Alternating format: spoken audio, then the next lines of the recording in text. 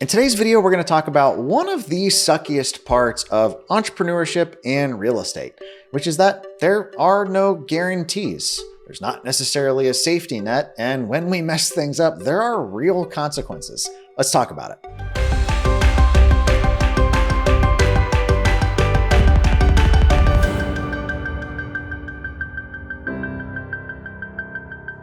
I'm a big storyteller, parable guy. I really like to learn through analogies. That was actually my strategy all throughout school. Anytime I had to write a picture, I would just compare it to something else. I was talking to one of my neighbors and they own some gym franchises. And I won't say which one, but they've done very well with a couple of their locations.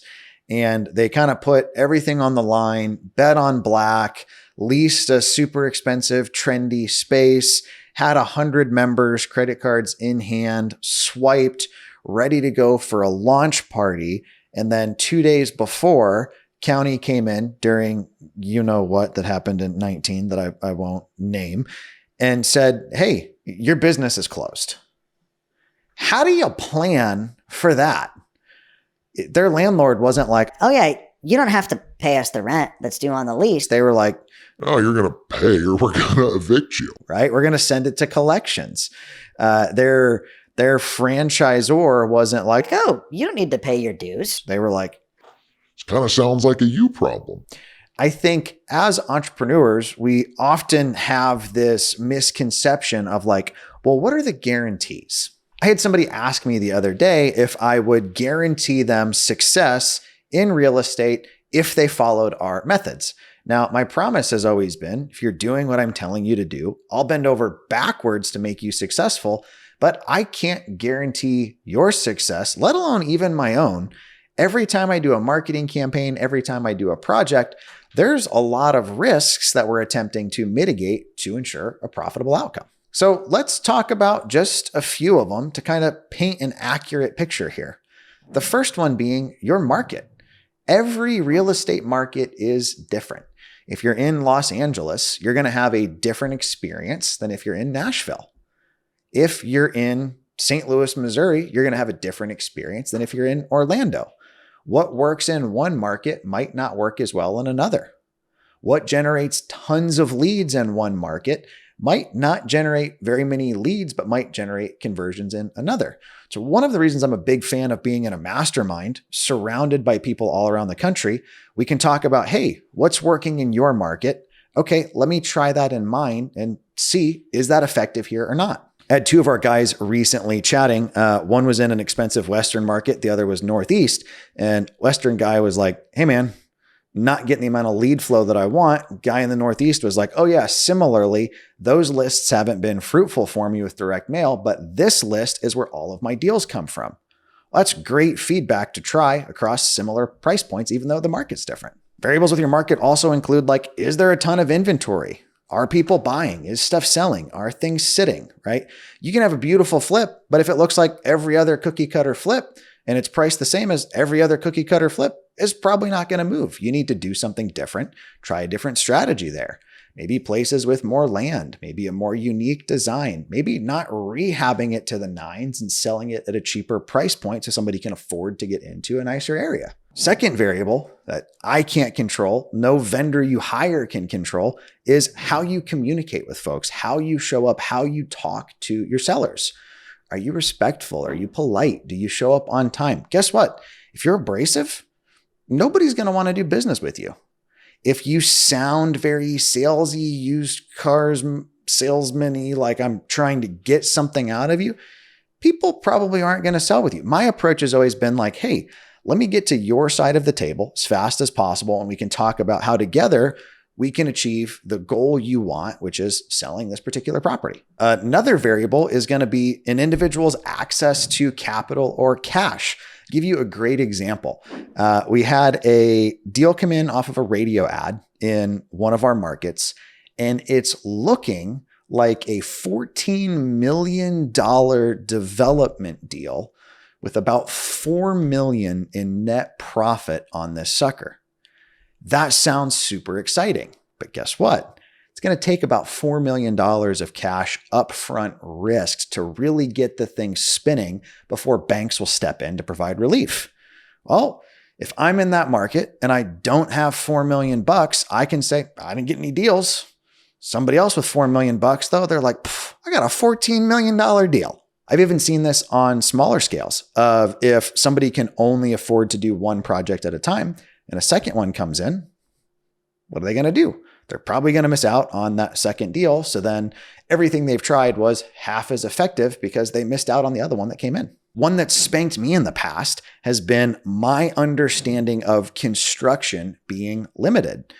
Yeah, pretty much anybody can sub out carpet, paint, maybe HVAC or a roof, but like start getting into, I need to subdivide a lot or build an addition or crazy foundation repairs. And very quickly, my lack of knowledge becomes the bottleneck to, can I even complete this project?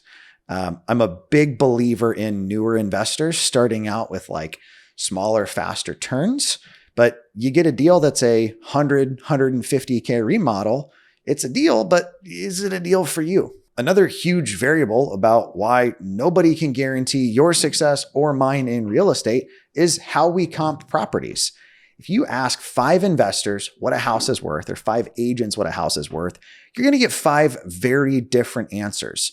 Somebody might say, oh, it's worth 300. The next guy says, oh, it's worth 2. I was recently talking to a real estate agent about a property I was making an offer on, and they were like, hey, this only goes for 175. And I'm like, I'm a trust but verify. And I'm looking at it and I'm like, dude, I'm seeing 225 with the potential for 250 all day long. So I called my agent up and I was like, how are you coming in like $75,000 below these comps? And they're like, oh, well, I was looking at price per square footage, not like what properties are selling for. And if I look only at price per square footage and I exclude out the outliers, I come down to this. And I'm like, okay, I can see how you got there. But if I've got a 3-1, 1,200 square foot, and on the same street, I've got a 3-1, 1,200 square foot that went for 225, that tells me 225 is probably possible on mine, all things being considered, right? The consequence of that is my offer is very different if I think I can exit at 250 or if I think that I can exit at 175. Now, don't get me wrong. If I got the guy to accept an offer based off 175 and got pleasantly surprised with a 250K exit, that's an accidental home run for me, but we're going to miss out on all of those meat and potato deals in the middle where the guy would have accepted my offer if I was valuing it at 200 or 225, but wasn't going to take that 25K difference down in the 170s. A like sister one of the construction bandwidth concern is your ability to get remodeling done at a reasonable price point. I've actually put out copy before from my home buying company that talks about, I don't necessarily make my discounts off of somebody's equity. It's based off of our expertise in construction and negotiating great pricing. If you go to Home Advisor or Angie's List and type in like, what is a roof? You're going to get quotes that are like $30,000. Well, I know I can do a roof on that size house, permits pulled, done right for $8K. Same thing with like kitchens and bathrooms. There's a lot of margin in retail construction work. The challenge is, can I get great quality done at a good price in a reasonable time frame? That's a little bit of a unicorn, and that's a little bit of a needle in a haystack to find and suss out.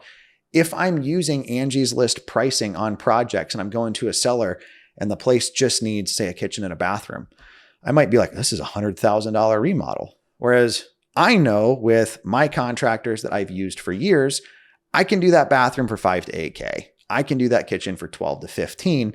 That includes some things like some stainless steel appliances and granite. The fact of the matter, though, is no homeowner's really able to access those pricing or to find that guy. They're more likely to Google companies that put in kitchens and pay retail or retail plus for the work. So it's really hard to guarantee somebody's success in real estate, whether that's wholesaling, flipping, holding, rentals, right? Any of this when you have just some of these variables at play. One of the least sexy parts of real estate that I feel like I've just beat to death on this channel is also how you work your leads. I just dropped a YouTube video about a deal that took us 5 months to get closed. They told us that they were going to list it. They told us that our offer was too low. They told us they were going to take our offer. Then they got in a motorcycle accident. Then it took another 6 weeks to get it signed after they'd just been ghosting us. That calling somebody for the 21st time is not sexy, but it's where the profits are made. Early on in my career, I used to do I'd try it once. If I didn't get it, I'd move on. And I think I was leaving about 90% of my deals on the table. Another big variable that exists, particularly in the real estate business model, is what sort of profit margin are you trying to get? It's really hard to guarantee results or conversions off of something if somebody's, say, trying to make $100,000 on any single deal they touch. Similarly, it's also hard for somebody to stay in business if they're only trying to make $3,000, right? So getting that profit margin that we're attempting to target for, that's the difference between success or failure. Guys, my heart to yours, I have lost deals by a couple grand because I was maybe greedy or came in a little lower than I should have, right? I could go to, Ballpoint or the vendor that was doing my pay-per-click and say, hey, I didn't get a deal. But if I take an honest look in the mirror, I came in lower than I could have, and they sold to somebody else for a price that I would have gladly paid.